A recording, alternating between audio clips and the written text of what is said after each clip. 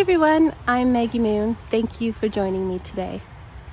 I'm going to be answering the question that I received a lot actually in the last little bit. What do I use as a banishing ritual at the end of my rites when working with demons? Well, I don't really perform banishing rituals anymore. There was a time in my life, in my beginning phases of my practice, there was a requirement to perform the lesser banishing ritual of the pentagram daily. And that's really to clear yourself of things, so that your psychic hygiene and your space will be clear for you to begin your work of evolving, growing, and becoming. And so back then I used to perform them every day, and I do actually recommend for some people that if they're just starting out or if they have emotional or psychological problems, to perform the lesser banishing ritual of the pentagram every day, okay? Or if you feel your space needs it, do it, okay? But why I don't perform banishings at the end of my rituals, or really at all, is because I don't want to banish away the energies that I've worked so hard to bring into my space, into my property, into my home. So I don't do it. So I'll just use an example. Let's say I invite you over to my place and you travel a long way to come. And when you get to my house, I tell you that, okay, you can only stand in that little circle there on my property, and that's as far as you can come, and we can just chat after that. You can go home. I think that would be a pretty crappy thing to do to you, right? I know I wouldn't appreciate it, and I'm sure that the spirits that we work with wouldn't appreciate it either. When you invite somebody over for their wisdom, for their wise counsel, or just to get to know them, treat them with respect. And that's what those with mental health issues or psychological problems, okay, it is probably not advisable that you start working with demons until you have worked through a lot of the things that you need to. The Transcendent Keys to Power by Daniel Updike is a good book to start with, as well as Apotheosis, or Dragon of the Two Flames, or Bible of the Adversary, all by Michael W. Ford, are good places to start, okay, to work with the 11 points of Luciferian power and things like that to help get yourself at a better place to start working with these things. But be brutally honest and don't rush into it. I mean, you don't have to work with demons. You can just practice witchcraft. So make sure you're at a balanced place. Just want you to be ready so that you can get the best from it. A lot of the stuff that you face and have to deal with is your own baggage, garbage, fears, and limitations. The scariness is your own subconsciousness. So that's why you try to work through a lot of your deep stuff before you start this practice, okay? But honestly, if you're of sound mind and body and you're balanced and you're at a good place, and if you're thinking about how to banish the demons out after a working or whatever, then I'm going to suggest maybe don't work with demons. If you can't handle having demons around, then you probably shouldn't work with them. I'm not saying that I never do them or that I'm dead set against them. I mean, if there's ever a time when I feel energetically that I need to do something like that, absolutely I will. I do like to cleanse my space every now and then, but not because of any workings that I do. I love the energy in my temple space, love the energy that resonates within myself, especially after workings. I love it and I appreciate it, because I feel my approach is very respectful and genuine.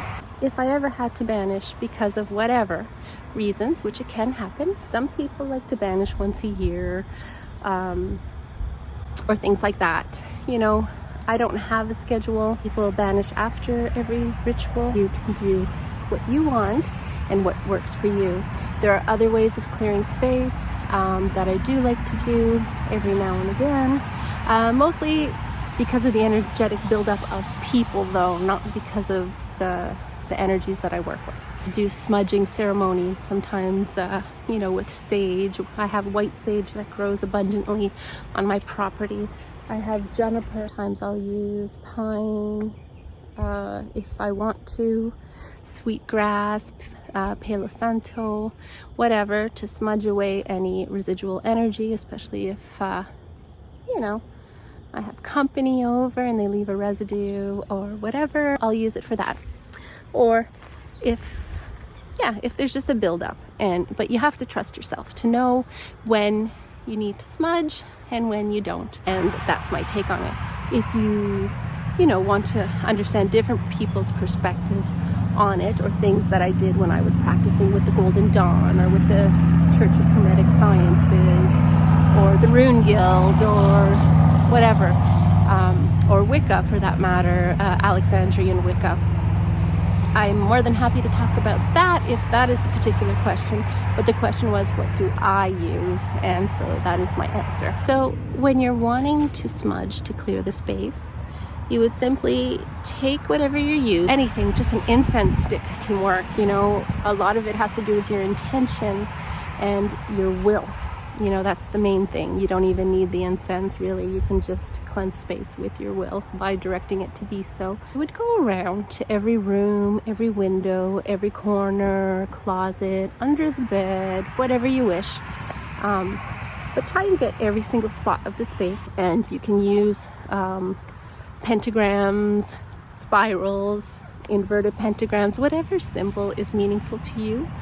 You would use that to cleanse your space, because it has to be personally meaningful. It doesn't just have to be, you know, what I think or do or what a book says.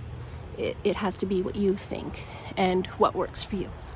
So I would simply do that. I would go around, you cleanse your space that way, and say a prayer, call to your ancestors or your deities to help you in your work if you want to, if you find that empowering. And then you'll notice that it feels really nice. It does make a big difference. Sometimes I just like to burn white candles and an incense, you know, and that's enough. So you got to trust yourself, go by what you feel. You know, if you have a lot of arguments in your house, or if the space is kind of negative, you'll want to cleanse it more, obviously, of that type of energy. If you have teenagers, hormonal little folks in your home, they can kind of attract different types of things. So, you know, you may want to go ahead and cleanse a bit more if that's the case as well. Or if you suffer from mental illness, or there's someone, you know, in your home, in your space, that you'll want to smudge a bit more too, because sometimes things can be attracted to people that are going through stuff. You know, make it situational and make it meaningful to you. I'm all about warding and protecting. The theory with smudging is that the nasty spirits and the negative energy doesn't like the smudge, so they'll leave. So make sure to open a window, even though I honestly believe these energies don't need windows, but it's just kind of that thing, you know, when you're asking someone to leave and you open the door and verbally and physically give the cues that you want them the F out, that's the same thing, okay, that you want them to leave. You make it clear. So one of the ways that you can practice warding to keep stuff in your space clear and clean and keep that nasty stuff out is warding. So what you can do is you call upon demons that are associated with the different elements. You'll call them forth and set them into the quadrants, okay, the elemental quarters of your property and your home. And they will remain there watching, okay? They'll have an energetic presence there protecting your space and your family. And you can leave different decorative items in those quarters representing them. And make sure to acknowledge them regularly, give them offerings, etc. You can even decorate all the windows and doors with their symbols, for an extra layer of protection, okay? There's also witch bottles that you can do. There's all sorts of things that you can do to keep your space happy, clear, and protect. I go by what I feel and what I need, and you should too, okay? The only rule that you need to follow is the rule of you learning and growing and expanding on your practices and always becoming better and more knowledgeable and more aware, and incorporating these things into your life in a way that's meaningful to you in ritual and in daily life. And until next time, I wish you dark and wild blessings.